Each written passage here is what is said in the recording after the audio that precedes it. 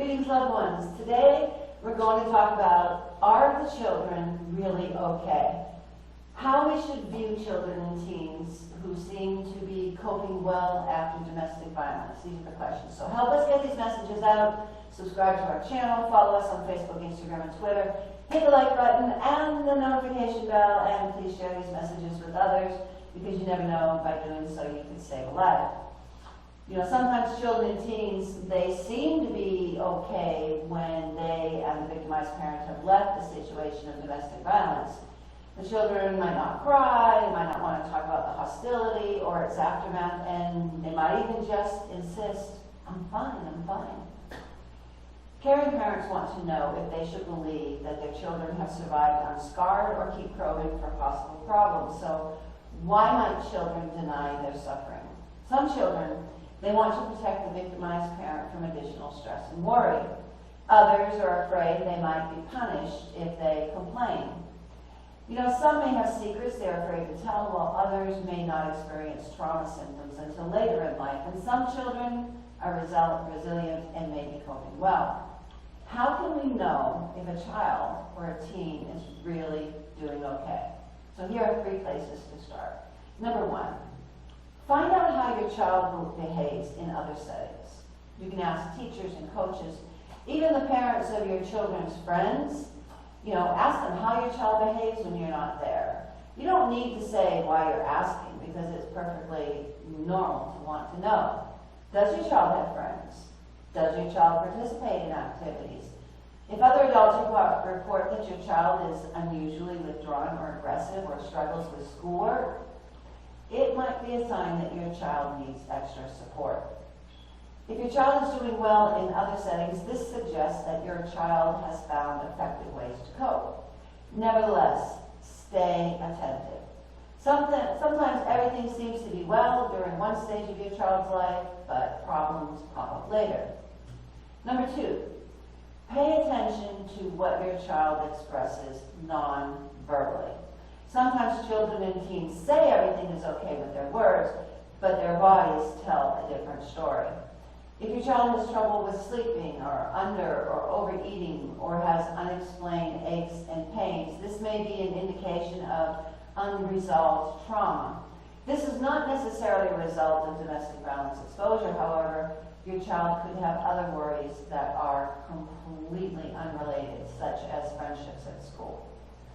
Speak with your children about your lives and have physical symptoms checked out by an empathic and reliable physician.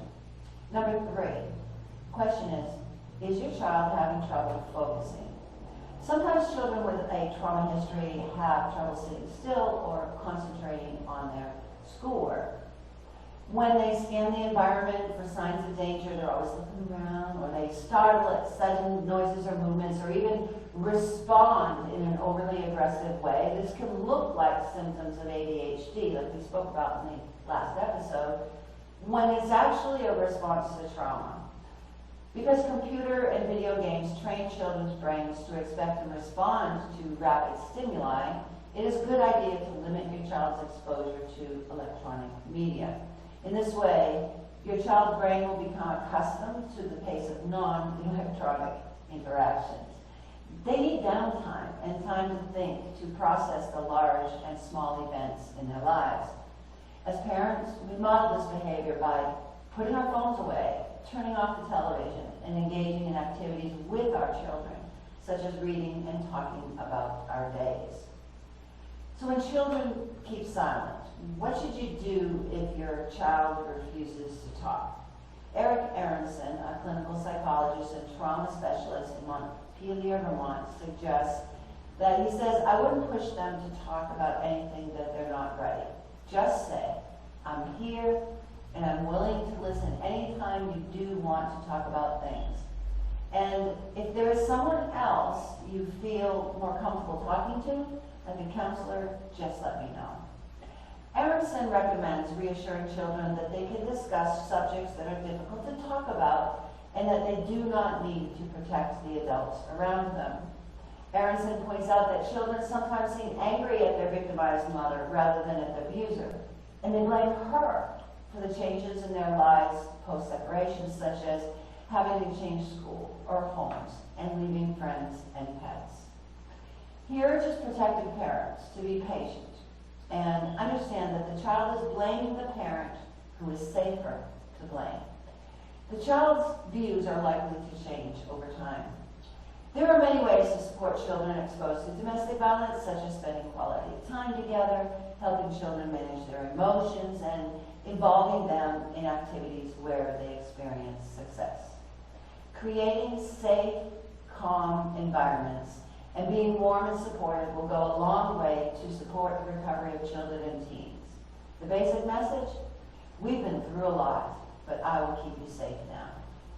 With 1 in 3 women experiencing domestic violence worldwide and 15 million children witnessing this violence each year, the question is not if you will encounter someone who is suffering violence. The question before God is, what will you do when you do encounter them?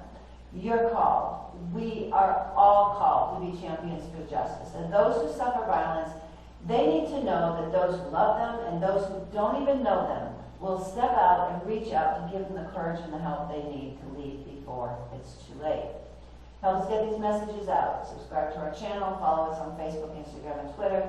Hit the like button and the notification bell and share these messages with others.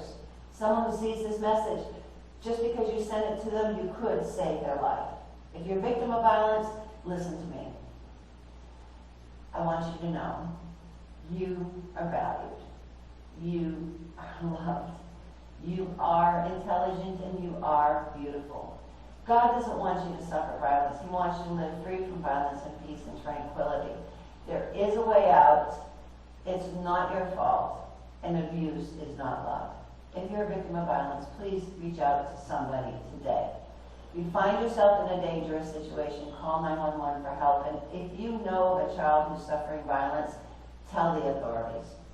Tomorrow we're going to talk about, can your child dial 911 and give a 5-step plan to turning children into potential lifesavers. Until then, God bless you.